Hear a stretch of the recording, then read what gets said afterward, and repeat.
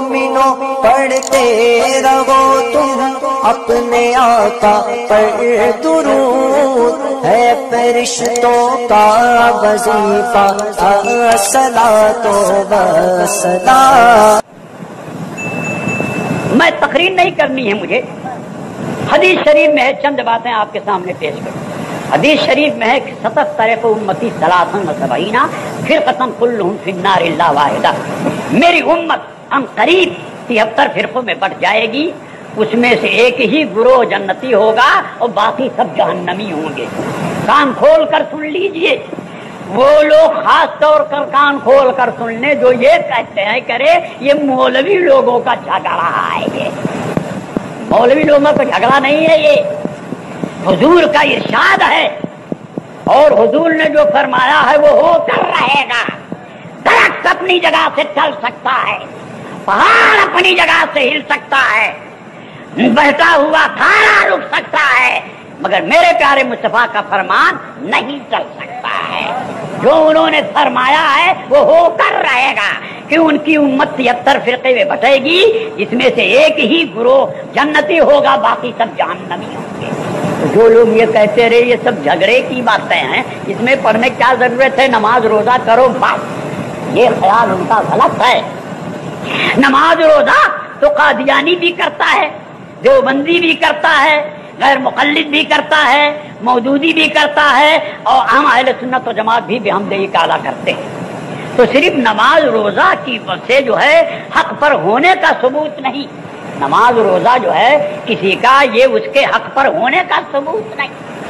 قادیانی نماز روزہ کرتے ہیں، کلمہ پڑھتے ہیں، مگر اس کے باوجود دیوبندیوں نے ان کو مرتد قرار دیا ہے کہ ان کے پیچھے نماز پڑھنا جائز نہیں۔ فتاوی دارالعلوم دیوبند اٹھا کر دیکھ لیجئے، آپ کے پاس نہ ہو تو ہمارے دارالعلوم جدیہ میں آ کر دیکھ لیجئے آپ، کہ وہ کلمہ پڑھنے والے ہیں، وہ نماز پڑھنے والے ہیں قادیانی، زکات دینے والے ہیں قادیانی، روزہ رکھنے والے ہیں قادیانی، مگر ضروریات دین میں سے ایک بات کا انکار کر دیا تو دیوبند والوں نے ان کو کافر و مرتد قرار دیا۔ اور مرتضی حسن دربھنگی نے کتاب لکھی اشد العذاب علی مسیلمۃ الپنجاب، اشد العذاب علی مسیلمۃ الپنجاب، یعنی پنجاب کے مسیلمہ پر سخت عذاب۔ تو پنجاب کا مسیلمہ کون؟ وہی غلام احمد قادیانی۔ تو اس کتاب پر دیوبند کے تمام مولوی جو اس زمانے میں زندہ تھے سب کے دستخط، سہارنپور کے تمام مولویوں کے دستخط ہے، وہ کتاب دیکھی جا سکتی ہے میرے پاس موجود۔ اور بھوپال کے تمام وہابی دیوبندی مولویوں نے، بنارس کے تمام وہابی دیوبندیوں نے اس بات پر دستخط کیا ہے کہ غلام احمد قادیانی کافر و مرتد، کافر و مرتد۔ اب رہا یہ سوال کہ ہم غلام احمد قادیانی کو کیا کہتے ہیں، تو ہم کو تو لوگ کہتے ہیں کہ صاحب یہ سنی لوگ بریلوی لوگ جو ہیں لوگوں کو کافر بناتے ہیں، لیکن یہ خیال غلط ہے، ہم کسی کو کافر بناتے نہیں، کسی مسلمان کو ہم کافر بناتے نہیں ہیں، بلکہ جو کافر ہوتا ہے اس کا کافر ہونا صرف بتاتے ہیں، بناتے نہیں، بتانے کا صرف کام کرتے ہیں۔ جس طرح سے ضروریات دین میں سے ایک بات کا انکار کیا غلام احمد قادیانی تو کافر ہو گیا، ایسے ہی دیوبند کے مولویوں نے بھی اپنے کفریات قطعیہ کی بنا پر کفر میں مبتلا ہوئے اور مرتد ہو گئے۔ تفصیل کے لیے حسام فتاوی حسام الحرمین دیتا ہے آپ کہ مکہ معظمہ مدینہ طیبہ کے علماء کرام مفتیان اعظام نے ان کے کافر ہونے کا فتویٰ دیا۔ اور الصوارم الہندیہ جو شیر بشیر سنت علیہ الرحمت والرضوان کی مرتب کردہ اور لوگوں سے دستخط حاصل کردہ کتاب الصوارم الہندیہ ہے، اس کو لے کر کہ ہندوستان کے بڑے بڑے مفتیوں نے ان کے کافر و مرتد ہونے کا فتویٰ دیا ہے۔ تو نماز روزے پڑھنا چاہیے آپ، نماز روزہ والوں کو خود انہوں نے کافر کہا ہے، مرتد قرار دیا ہے۔ بے شمار رسالے اعلیٰ حضرت کے ہیں جو ان کے رد میں ہیں، لیکن ان کے لیے وہ لوہا کے چنا سے بھی زیادہ سخت ہے۔ ان کی جماعت کا کوئی مائی کلال ایسا پیدا نہیں ہوا جو ان کتابوں کا رد کرتا، کوئی پیدا ہی نہیں ہوا، اور ہم کہتے ہیں کہ قیامت تک کوئی معقول اس کا رد لکھ ہی نہیں سکتا ہے، قیامت تک نہیں لکھ سکتا ہے۔ ان کا عقیدہ کہ اللہ جھوٹ بول سکتا ہے، اس پر اعلیٰ حضرت نے سبحان السبوح لکھ دیا، تو کوئی ان کی جماعت کا ایسا فرد پیدا نہیں ہوا کہ جو اس کا وہ جواب لکھ دیتا۔ جلدی کی مثال میں آپ کے سامنے دیتا ہوں جس سے آپ یہ اندازہ لگائیں گے کہ یقیناً یہ غلط مذہب ہے۔ حضرت استاد العلماء حافظ ملت شاہ عبدالعزیز صاحب قبلہ رحمۃ اللہ تعالی علیہ نے ایک کتاب لکھی، اس کا نام ہے المصباح الجدید، چھوٹی سی کتاب جس میں دیوبندیوں کے عقیدے لکھے۔ اس کے جواب میں بظاہر تو غالباً رہبر نام کا ایک آدمی تھا، اس کے نام سے وہ کتاب چھپی، لیکن منظور نعمانی نے در پردہ وہ کتاب لکھی اس کے جواب میں۔ اس کا نام رکھا مقام الحدیث، ادھر تھا تو المصباح الجدید نیا چراغ، المصباح الجدید نیا چراغ، نئے چراغ کے جواب میں ادھر سے مقام الحدیث یعنی لوہے کا ہتھوڑا پیش کیا۔ مقام الحدیث مانے لوہے کا ہتھوڑا۔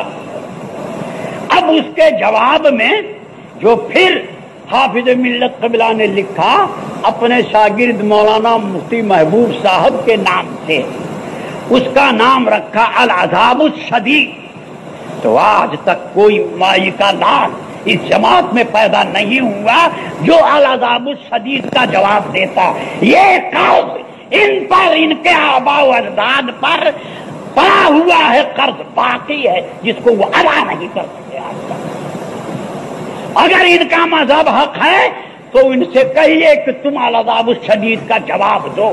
کیا وجہ ہے کہ المصباح الجدید انہوں نے لکھی، تم نے مقام الحدید لکھی، پھر اس کے جواب میں العذاب الشدید، تو اس کا جواب تم کیوں نہیں دے سکے؟ چاروں شانہ کیوں چت ہو گئے؟ آج پیسے کے بلبوتے پر اپنا مذہب پھیلانا چاہتے ہو، لیکن جو لوگ کی حق کے پہچاننے والے ہیں ان کو تم کبھی گمراہ نہیں کر سکتے۔ میں کہتا ہوں العذاب الشدید کا جواب ان پر اور ان کے پرکھوں پر قرضہ باقی ہے۔ ہمت ہو تو اس کا جواب یہ دے دیں، اور یہ جواب نہیں دے سکے، یہی اس بات کا کھلا ہوا ثبوت ہے کہ یہ غلط ہے۔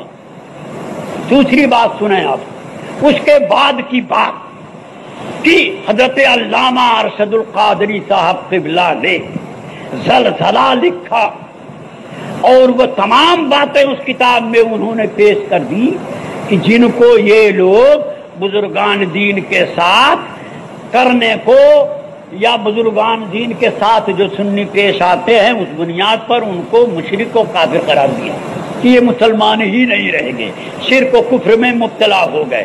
حالانکہ وہی ساری باتیں ان کی کتابوں میں بھی موجود ہیں اور وہی ساری باتیں ان کے بھی عقیدے ہیں، لیکن سنیوں کے ساتھ اس طرح وہ پیش آتے۔ بہرحال علامہ ارشد القادری صاحب نے زلزلہ کتاب لکھی، اور اس کے جواب میں یہاں سے لے کر برطانیہ تک 4 کتابیں لکھی گئیں۔